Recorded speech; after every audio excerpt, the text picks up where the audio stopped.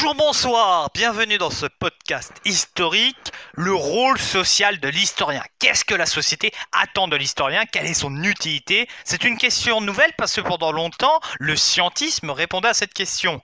L'historien étant un scientifique, on croyait à la science, on la croit tellement à la science. Aujourd'hui, on ne croit plus à la science, malheureusement. Ou heureusement, parce que des fois la science a eu des abus. Mais aujourd'hui, les gens ne croient plus en la science. En ce qui est la science, c'est-à-dire 1 plus 1 égale 2. Non, les gens, c'est 1 plus 1 égale 3. Et ça ne pose aucun souci. Donc, aujourd'hui, on va voir ce rôle social. Quelle est la mission de l'historien? Je vais vous le détailler immédiatement. Alors, c'est parti! Alors, les leçons d'histoire, malheureusement, c'est une justification négative, mais la plus répandue. C'est une énorme connerie de dire que l'histoire est une maîtresse de vie, que l'histoire permet d'apprendre de ses erreurs. Ça voudrait dire que le temps est cyclique. C'est-à-dire que face à une situation donnée, on ne doit pas répéter les erreurs du passé comme si l'histoire et le temps faisaient un cycle. Cela n'est pas tenable. Et donc, on transpose la question sur un autre terrain. Et oui, parce qu'on a beau dire à nos abrutis de politiciens, c'est le retour des années 30. Ouais, il y a des points communs.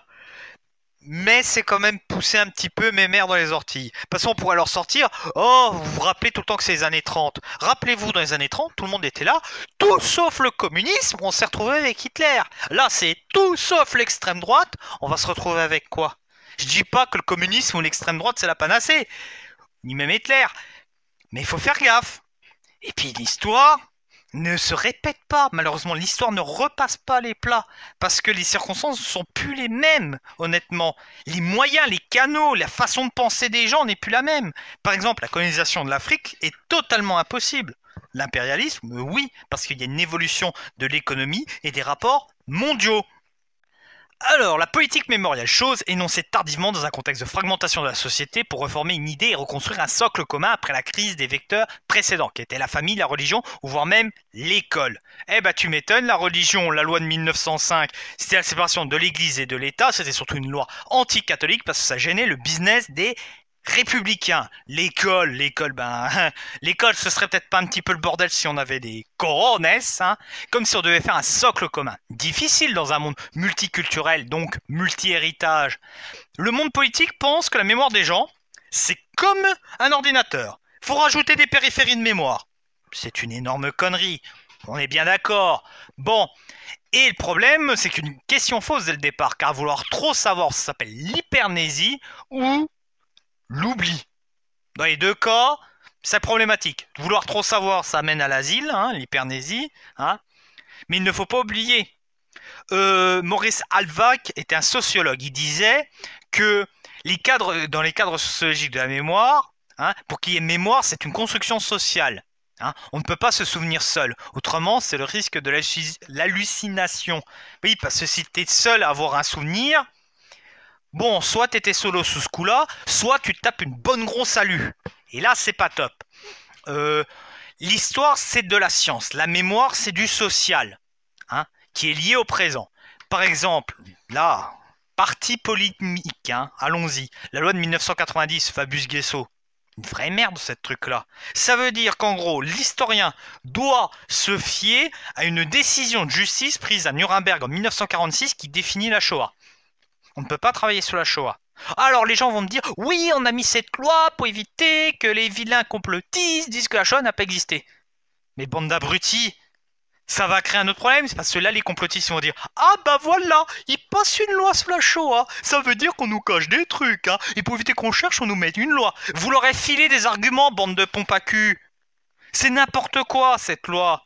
De plus, ça ne nous permet pas de faire un vrai travail historique sur la Shoah. On est encore dans l'émotionnel, totalement l'émotionnel, et pas du tout dans une démarche scientifique. Si on veut comprendre comment, pourquoi, et qu'on veut réellement avancer et passer un cap, on doit faire ce travail-là. La loi Taubira sur l'esclavage, qui met en avant la traite atlantique, dramatique, mais qui ne parle pas de la traite arabo-musulmane, parce que d'ici Taubira, les jeunes arabes ne doivent pas avoir le poids de cette responsabilité sur les épaules. C'est-à-dire qu'on hiérarchise. C'est là l'énorme problème. C'est que quand les politiciens font de l'histoire, ils font de la merde.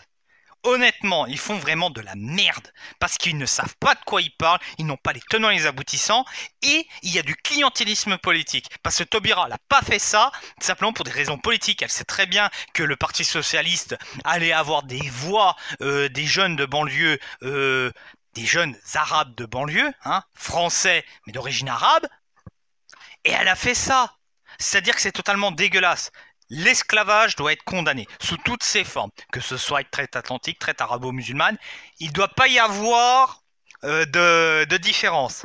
Et puis c'est pas aux gens d'avoir la responsabilité de ce qui s'est passé il y a 200 ans. Je me sens pas responsable d'un truc où, de un, j'étais pas né, et de deux, c'est pas moi qui est au pouvoir, c'est pas moi qui prends les décisions.